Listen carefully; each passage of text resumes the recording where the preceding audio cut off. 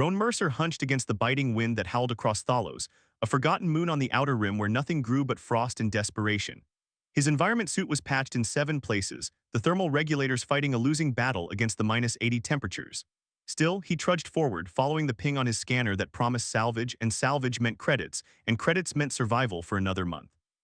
"Just be something good this time," he muttered, the words forming crystals inside his helmet. "A cache of preserved tech, maybe. Hell, I'd settle for functional power cells." 3 years ago, he'd been a promising engineer on a corporate mining vessel. Now he was just another scavenger, abandoned on this ice ball after a company bankruptcy left the crew stranded. Most had managed to catch rides off-world. Roan had stayed too long, searching for valuable equipment to bargain with, and missed his chance. The ping grew stronger as he crested a ridge of blue-white ice. Below, nestled in a small impact crater, was something that made his breath catch, not the usual derelict human cargo pod, but a sleek, iridescent vessel unlike anything in human design catalogs. It had the organic curves and crystalline facets of Veshtai construction. An advanced species rarely encountered this far from the galactic core. "No way," he whispered, sliding down the ridge slope. "No way am I this lucky." The vessel had cracked open like an egg, its hull material still occasionally pulsing with what remained of its internal energy. Roan approached cautiously, scanner extended. No radiation, no toxic emissions, just a faint life sign. "Someone's alive in there." Forgetting salvage, Roan rushed forward, using his plasma cutter to widen the tear in the hull. Inside, amid twisted metal and shattered crystal, lay a figure so still he first thought his scanner had malfunctioned. But then she moved, a slight rise and fall of her chest. She was Veshtai unmistakably. Her skin was a deep azure that seemed to contain its own internal light, covered in intricate patterns that shimmered like circuits beneath the surface. Around her throat and wrists, crystalline formations grew directly from her skin, the biological armor characteristic of Veshtai nobility. Her features were hauntingly beautiful, almost human but with eyes larger and more angular, her ears sweeping backward into delicate points. "Hey," Roan said uselessly, knowing she couldn't hear him through his helmet. She was badly injured, a viscous blue fluid, blood, he presumed, leaking from a wound in her side. Without hesitation, Roan activated his emergency beacon, then unclipped the medkit from his belt. It was designed for humans, but he'd heard Veshtai physiology was surprisingly compatible. He applied sealant to her wound and a stimulant patch to her neck, watching her vitals on his scanner. "Don't die," he said, "please don't die." Night was falling, temperatures dropping to levels that would kill them both. Roan looked at his tiny emergency shelter, barely large enough for one human. It would have to do. He carefully lifted the alien woman, she was lighter than she looked, and carried her the 100 meters to his shelter. Inside, he removed his helmet, cranked the heater to maximum, and wrapped her in his thermal blanket. For hours, he monitored her breathing, applying additional treatments when her vitals wavered. He fixed a tear in his suit, ate a ration bar, and eventually, to calm his own nerves, began to softly sing an old Earth song his mother had taught him. As the first hints of dawn glowed through the translucent shelter walls, the Veshtai woman's eyes fluttered open, revealing irises of swirling gold that locked instantly onto Roan's face. She gasped, reached up with a trembling hand, and touched his cheek with cool fingers. When she spoke, his translator struggled to parse the complex harmonics of her language, but her final words came through clearly. "You sang to my spirit in darkness. You are my Kurdalan, my life thread." Her eyes widened in what seemed like wonder or shock. The first human to ever bond with Veshtai royalty. Roan froze, not understanding the implications, but sensing with absolute certainty that his life had just changed forever.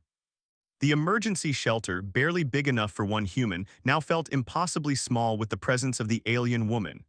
Roan had helped her sit up, offered her water, and attempted to make sense of what she was telling him. "My name is Alara Veshmorin, third daughter of House Morin," she explained, her translator now functioning properly. "I was on a solo expedition when my vessel encountered an ion storm." "I'm Roan, just Roan Mercer, former engineer, current nobody," he shrugged. "What's this life thread thing you mentioned?" Before she could answer, a deep vibration shook the ground beneath them. Roan unzipped the shelter door and staggered back at the sight. Descending through Thalos's gray clouds was a massive vessel, at least 2 kilometers long, its hull shimmering with the same crystalline properties as Alara's armor. It hovered above them like a metallic island, defying gravity with an ease that made human spacecraft look primitive. "My sisters," Alara whispered, appearing beside him. "They found me." A beam of light shot down from the vessel, materializing into 5 figures. Even through the swirling snow, Roan could see they were all Veshtai, each with the same azure skin but distinctive patterns and crystal formations. They moved with supernatural grace across the ice, surrounding the shelter in seconds. The tallest stepped forward, her armor more elaborate, crystals branching like a crown above her severe features. Elara, we feared you lost. Her gaze shifted to Roan. Who is this creature? Taurus, this is Roan Mercer, Elara said, her voice suddenly formal. He saved me, applied medical treatment, shared warmth, and, she hesitated, sang to my consciousness. The five sisters exchanged startled looks. The one called Taurus grew absolutely still. You are certain you felt the resonance? Elara nodded. He is my Kurdelans. Roan glanced between them. Look, I just did what anyone would. Silence, commanded another sister. Her armor formed into what resembled blade-like appendages. A human cannot be Kurdelan. A third sister, her crystalline formations more delicate and flowing like water, stepped forward and studied Roan with curious eyes. Myra, the ancient texts do not specify species limitations for the bond. Enough, Taurus raised her hand. It is done.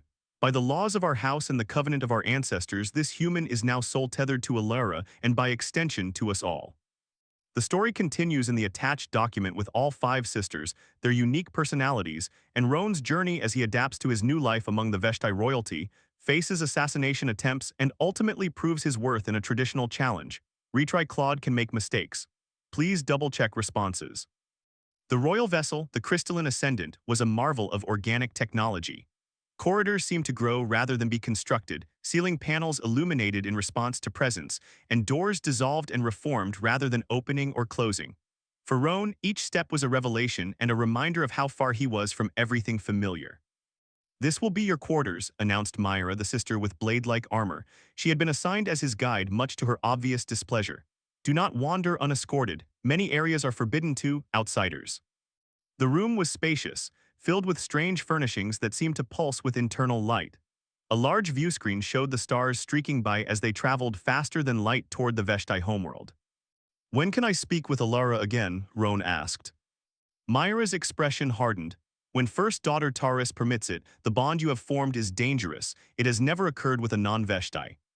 After she left, Roan sank onto what he assumed was a bed, though it adjusted fluidly to his body in a way that was both comfortable and disconcerting. Everything here was alien, beautiful, and advanced, yet subtly wrong to his human senses. A soft chime announced a visitor. The door dissolved to reveal the third sister, the one with flowing, water-like crystal formations. I am Nyla Veshmorin, fourth daughter, she introduced herself. I thought you might appreciate some explanation beyond Myra's brusque instructions. I'd appreciate knowing what's going to happen to me, Roan said. Nyla gracefully settled onto a nearby formation that rose to accommodate her. The Kurdelan bond is sacred to our people. When one saves a royal life through personal sacrifice and creates a connection through what you might call emotional resonance, they become part of our house. And what does that entail exactly? You would traditionally be considered a potential consort to any unwedded daughter of the house, she explained, watching his expression carefully. It's complicated by your being human, of course. Some will see it as an abomination, others as a fascinating evolution of our traditions. Roan ran a hand through his hair. I didn't ask for any of this. No Kurdelan ever does. That's part of why the bond is valued. It occurs naturally without political calculation. Nyla's expression softened. Not all my sisters are as resistant as Myra. Kala, she's the fifth daughter, the one who laughed earlier, finds your presence intriguing. And the cold ones. Vesa, second daughter, she concerns herself with political implications. Your bond has created complications. A new voice interrupted them. Complications indeed. It was Kala, the shortest sister with spiral patterns, entering with a tray of what appeared to be food. Nyla, you're spoiling all the surprises. Nyla stood. He deserves to understand his position. Oh, I agree. Kala set down the tray and circled Roan with undisguised curiosity. House Turvan has already sent a formal protest to the council. They claim a human cannot be soul-tethered. House Turvan, Roan asked. Our rivals, Kala explained. Their eldest son was courting Elara. Your bond disrupts years of careful political maneuvering. Great, so I've made enemies already. Kala's laugh chimed again. Many, it's quite impressive for your first day. She leaned closer, studying his face. I've never seen a human up close before. Your surface patterns are so subtle. Nyla cleared her throat. Kala remembered decorum. Always so proper, Kala sighed, straightening. Eat human, gain strength. Tomorrow you begin training. Training for what? To survive, both sisters answered in unison. And for the first time, Roan understood that despite their different demeanors, all the sisters shared a fundamental concern. His presence had changed something important in their world, and not everyone would accept it peacefully. After they left, he stared out at the unfamiliar stars, wondering how saving one life had somehow placed his own in such perilous uncertainty. 3 weeks aboard the crystalline ascendant had taught Roan more about Veshtai culture than most xenologists learned in a lifetime. He'd been fitted with Veshtai clothing that adjusted to his body temperature, learned to use their gesture-based computer interfaces, and even begun to recognize some of their language patterns without his translator. Alara visited him daily, teaching him court protocols and explaining the complex web of alliances and rivalries among the houses. Today, she seemed distracted as they walked through the ship's central arboretum, a multi-level forest of crystalline trees with luminescent leaves. "Something's wrong," Roan observed. "You've corrected my pronunciation of honored ancestor 3 different ways in the last hour." Alara sighed, her golden eyes troubled. "The council has reached a decision. You are to be formally presented at court as Kurdalan to House Morin." "That's bad." "It's unprecedented. Some traditionalists will accept it because the bond was formed according to ancient law. Others will see it as an abomination." She touched one of the crystal trees, which responded by glowing brighter. "House Turvan has called for a challenge of worthiness." Roan had learned enough to feel a chill at those words. What kind of challenge? Before she could answer, a sharp sound pierced the air. Alara's eyes widened. Down, she shoved him behind a tree just as something struck the spot where they'd been standing, shattering the crystalline floor. Roan glimpsed a dark figure moving rapidly through the upper levels of the arboretum. Alara's armor crystals flared, extending to cover more of her body. She pressed a communication crystal at her wrist. "Security breach in the central arboretum. Protect the Kurdalan." More projectiles flew toward them. Alara deflected one with her armor, but another grazed her shoulder, leaving a trail of blue blood. "You're hit," Roan pulled her deeper into cover. It's minor, but her pained expression belied her words. The attack ended as abruptly as it began. Ship security arrived, led by Myra, whose blade-like armor was fully extended into lethal-looking weapons. She scanned the area, then turned to Alara. The attacker escaped through a maintenance conduit, likely had inside help. Her gaze shifted to Roan. "This is why humans don't belong here. Your presence is a vulnerability." Myra, Alara warned. "It's all right," Roan said. "She's not entirely wrong. I'm not exactly contributing much here." Back in his quarters, he found Taurus waiting for him. The first daughter's expression was inscrutable, her crystal crown formations fully extended in formal display. "The assassination attempt was crude," she said without preamble. "House Turvan lacks subtlety." "You think they were behind it?" "I know they were, just as I know there will be more attempts." She approached him, studying his face. "Our traditions are clear. You saved Alara through sacrifice, sang to her spirit, and formed a bond. You are Kurdalan whether anyone likes it or not." "Including you," Roan challenged. Taurus almost smiled. "I am first daughter. Personal preference is irrelevant. The strength of our house is my only concern." "And am I a strength or a weakness?" "That," she said, "depends entirely on what you do next. The challenge of worthiness cannot be refused. You will face a champion of House Turvan's choosing." Roan felt his stomach drop. "I'm not a warrior." "No, you are a survivor, a scavenger, an engineer." Taurus touched a control panel and a holographic display appeared showing technical schematics. "These are the designs for a personal combat suit. Our artisans have begun construction, but it requires customization." Roan studied the designs, his engineer's mind immediately seeing possibilities. "You want me to modify this?" "I want you to make it yours, to show our people that a human Kurdalan brings unique strengths to House Morin." She moved toward the door. "You have 4 days until we reach the homeworld." "And if I fail this challenge?" Taurus paused. "Then the bond will be broken in the only way possible, your death."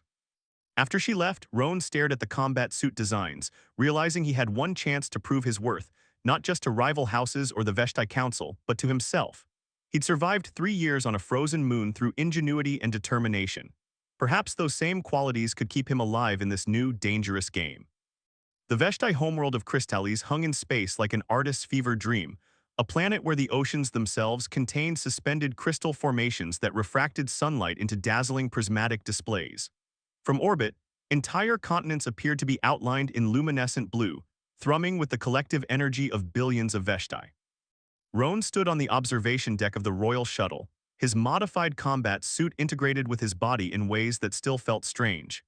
He'd worked around the clock, applying his engineering expertise to the Veshtai technology, creating something unique, something neither fully human nor fully Veshtai. "It's time," announced Vesa, the second daughter. Of all the sisters, she remained the most distant, though her initial coldness had gradually shifted to a reluctant respect as she watched him work on the suit. The challenge of worthiness would take place in the grand arena of House Morin, a massive crystalline amphitheater that could seat thousands.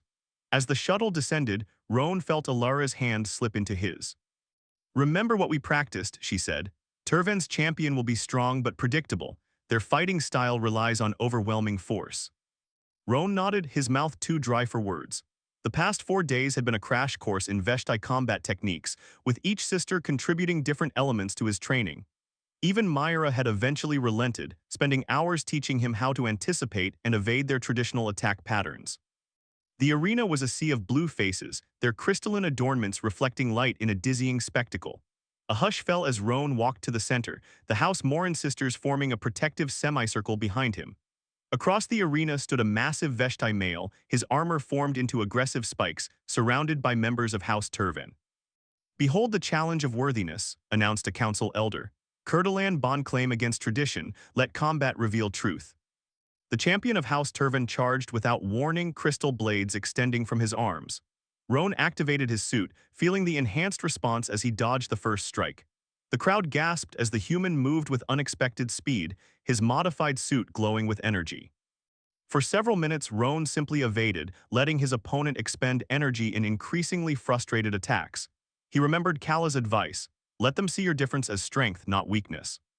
When the champion paused, momentarily winded, Roan initiated his counterattack. The suit's modified systems interfaced with the arena's crystal floor, sending pulses of energy that disrupted his opponent's footing. As the champion struggled to maintain balance, Roan closed the distance, using the techniques Myra had taught him to target vulnerable junction points in the Veshtai armor. A strike to the knee, a pulse of energy to overload the champion's crystal formations, a precisely timed evasion that sent his charging opponent stumbling into the arena wall. Each move demonstrated a blend of human adaptability and Veshtai technique. The crowd's mood shifted from skeptical silence to murmurs of appreciation. When Roan finally stood over his fallen opponent, combat suit humming with residual energy, the arena erupted in sound, not unanimous approval, but certainly not the rejection he had feared. "The challenge is met," declared the elder. "The Kurdalan bond stands recognized by council law." Later, in the private chambers of House Morin's ancestral home, Roan found himself surrounded by the 5 sisters. Taris stepped forward, her expression solemn. "You have proven yourself worthy of House Morin," she proclaimed formally. "The bond with Alara is recognized. Your place among us is secured." Myra surprisingly spoke next. "Your combat technique was unorthodox but effective. House Turvan will not challenge directly again. Though they will certainly try other methods," added Vesa pragmatically. "Political machinations continue." Nyla smiled gently. "You've become something new, Roan Mercer, neither fully human nor Veshtai, but a bridge between our worlds." Kala approached with a crystal formation in her hands. "This belongs to you now, a symbol of your position." She attached it to his shoulder where it bonded instantly with his suit. "It suits you." Alara took his hand. "The life thread that binds us has been tested and strengthened. Whatever comes next, we face it together." Roan looked around at these strange, beautiful beings who had become his new family. 3 weeks ago, he had been a forgotten scavenger on a frozen moon, just trying to survive another day. Now he stood as Kurdalan to a royal house, caught in the center of alien politics and unusual bonds. "I'm still not entirely sure what I've got myself into," he admitted. Taris actually smiled then, a rare expression on her severe features. "None of us ever are Roan Mercer, that is the nature of family." Outside the windows of the ancestral home, the crystal cities of Crystallis pulsed with light, a silent reminder that his journey had only just begun. The universe had proven stranger, more dangerous, and infinitely more wondrous than he had ever imagined during those lonely nights on Thalos. And somewhere in the stars, perhaps other humans waited to forge unexpected bonds with beings they had yet to understand, proving once again that compassion might be the most universal language of all.